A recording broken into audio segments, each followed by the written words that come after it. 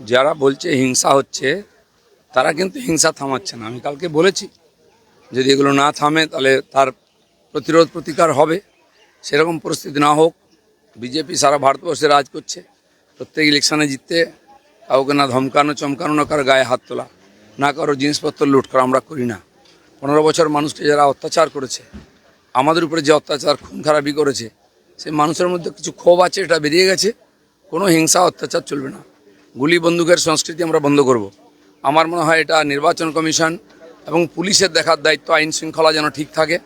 যিনি পুলিশ মন্ত্রী তিনি ড্রামা করতে ব্যস্ত, তিনি জীবনে কোনোদিন সফলভাবে কিছু করেননি। গত ইলেকশনে বলেছিলেন 3 দিন আমি ছিলাম না। এবারে কি বলবেন? এখন তো চিরদিনের জন্য চলে যাবেন আপনি, কিন্তু মানুষের জীবনের সুরক্ষা কে দেবে? এই যে গুন্ডাদের নিয়ে এসছেন রাজনীতিতে মমতা ব্যানার্জি, তার ফল সবাইকে ভুগতে হচ্ছে। তৃণমূলের গোষ্ঠীদ্বন্দ্বে বলি এক ইন্টালি থানা সংলগ্ন এলাকায় কুপিয়ে খুন করার অভিযোগ। যত গুন্ডা বদমাস অ্যান্টি সোশ্যাল সব টিএমসির মধ্যে আছে। একটা গ্রুপ খাচ্ছিল, এটাকে দিচ্ছিল না, তারা এখন প্রতিশোধ নিচ্ছে। অফিস ভাঙা থেকে আরম্ভ করে টাকা পয়সা লুট করা, দোকান লুট করা, নিজেদের মধ্যে মারামারি করা, এটা টিএমসির ভিতরের ব্যাপার, সেটা বাইরে আসছে।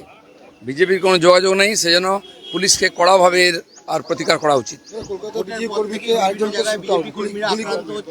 কোথাও আবার গুলিতে মারা যাচ্ছে। এই সব বন্ধ করতে হবে। আর যতক্ষণ না আমাদের সরকার শপথ নিচ্ছে, আমাদের কিছু করার নেই। পুলিশ প্রশাসন আছে এবং নির্বাচন কমিশন আছে, তাদের দেখা উচিত যেন গন্ডগোল না হয়।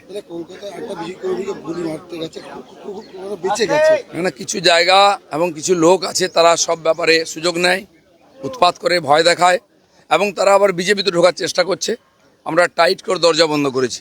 আর আমি বলে দিচ্ছি আমাদের কর্মীদের, এইসব লোকের সঙ্গে সম্পর্ক রাখবেন না।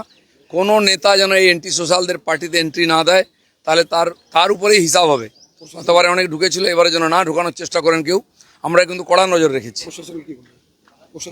প্রশাসন আছে, প্রশাসন বলে কিছু ছিল। পুলিশের বন্ধুরা খোলা হাত পেয়েছেন, আপনাদের হাত কেউ বেঁধে রাখেনি। আপনারা কিন্তু এদের হাত আটকান, নাহলে কিন্তু ঘটনা উল্টো দিকে চলে যাবে।